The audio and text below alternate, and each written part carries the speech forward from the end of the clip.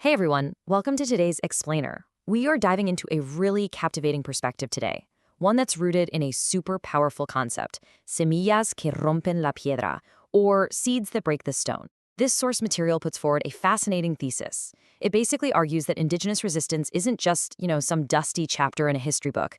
Instead, it's an ongoing, global reality that is literally tied to the survival of our planet's biodiversity. It's a really compelling look at history, culture, and environmentalism through a very focused lens.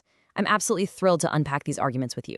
So let's get right into it and look at how this narrative begins. Okay, let's dive into this. Mucho antes de que los mapas dibujaran fronteras, la tierra ya tenía guardianes. Long before maps drew borders, the Earth already had guardians. Now, this evocative idea sets our macro-historical baseline, and it does so without taking political sides. It asks us to look way past the modern political map of the world, right? Past the empires, the nation-states, the modern lines we just drew on paper. Instead, the original peoples of the world are framed by the source as the legitimate stewards of the planet. We're looking objectively at a timeline that stretches back millennia, highlighting how thousands of totally distinct populations developed completely different languages, rich cosmologies, and lifestyles completely adapted to their specific environments, literally from the Amazon rainforest all the way to the Arctic tundra. Section 1. La herida de la conquista, the primal wound. This marks our first major thematic shift. We're transitioning from that ancient harmony to a sudden, absolute global change in paradigm. And this brilliantly illustrates the exact historical clash we're analyzing. On one side, we see the defining characteristics of pre-colonial life: deep environmental harmony, incredibly diverse native languages, and complex cosmologies. Then, this is contrasted directly with the doctrine of conquest. This doctrine established a repeated historical pattern all across the globe.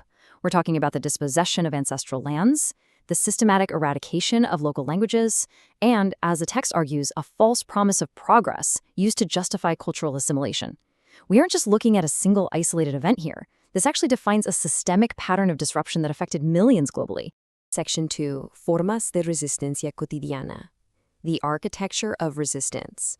So this systemic disruption leads directly into the core of how populations actually respond to such sweeping changes. The text completely redefines the concept of historical resistance. Now, what's really interesting about this slide is the architecture of this everyday resistance. We're so used to thinking of resistance solely in terms of, massive physical battles. Tupac Amaru II, Sitting Bull, things like that. But here, we're zooming into the intimate, micro level of daily life. We're talking about intimate acts acting as the true frontline of cultural preservation. Things like guarding a single ancestral seed to keep traditional agriculture alive, transmitting a language in secret, passing it from grandmother to grandchild when it was literally outlawed, weaving the colors of memory into a traditional loom, or simply singing a traditional song to a river when those practices were strictly forbidden. These quiet, persistent, everyday actions were the most powerful forms of defiance against total assimilation. Which leads to a really profound conclusion from our source material.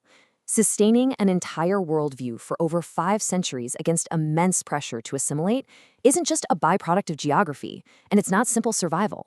It is an act of collective heroism. To protect a distinct way of understanding the universe for over 500 years against constant pressure, that's categorized here as an active, heroic achievement by generations of people.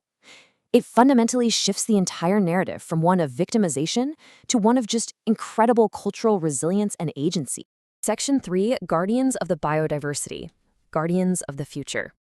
Having established this long, long history of cultural resilience, we now zoom back out to the macro level to connect this history directly to our modern global climate reality. First, let's look at the demographic reality. Indigenous peoples today represent a remarkably small fraction of the total global population. They make up less than 6% of all people on Earth. The vast majority of the world's population, over 94%, falls outside of these communities. Now keep that really small demographic slice in your mind because the next data point completely changes the context of this reality. Let's move to and see how this builds. Check out this massive contrast.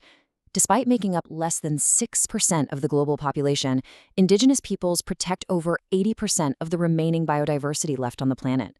I mean, that is a staggering inversion. In a modern world facing a very real, severe climate crisis, this historical resistance we've been tracking, it's no longer just a fight for cultural memory. It is objectively the key to the ecological survival of the planet. The very practices of everyday resistance, guarding those seeds, respecting those rivers, have actually resulted in the preservation of the Earth's most vital ecosystems. Section 4, Semillas para el futuro, the seed metaphor. This brings us to the final philosophical synthesis of our explainer. So the crucial point is summarized perfectly in this metaphor from the text. Intentaron enterrarlos durante siglos, pero olvidaron que eran semillas. They tried to bury them for centuries, but they forgot they were seeds. Let that sink in for a second. This imagery ties the entire thesis together so beautifully. The source emphasizes that we have to stop viewing indigenous peoples as museum relics. These are modern, living, highly adaptable communities. We're talking about youth studying in universities, using modern technology, all while carrying forward the knowledge that protects 80% of global biodiversity. The very act of being buried, the historical oppression we talked about earlier, didn't end the story. Because like a seed, being buried into the dark earth is exactly what's required to take root, to endure, and ultimately break through the stone to grow again. Resilience isn't just survival, it's latent, unstoppable growth. As we draw to a close, we are left with a fundamental, totally provocative question that challenges the modern industrial worldview. Do we belong to the earth, or does the earth belong to us? The dominant global doctrine often operates on the assumption that the earth belongs to us, right? That it's there to be extracted from and conquered. But the enduring success of the indigenous worldview, which is literally proven by their ongoing protection of global biodiversity, is rooted in the exact opposite belief, that humans belong to the earth. Listening to these voices is framed not just as historical justice, but as an absolute necessity for our shared tomorrow. We conclude this explainer with a final, poignant dedication from the source text. Honor to the original peoples of the world. Their roots are the strength of the planet. It is just a powerful summary of everything we've unpacked today, drawing a direct line from ancient roots to the very survival of our modern world.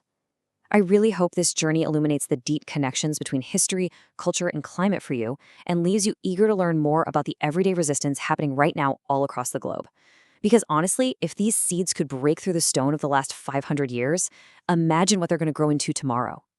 Thanks so much for learning with me today.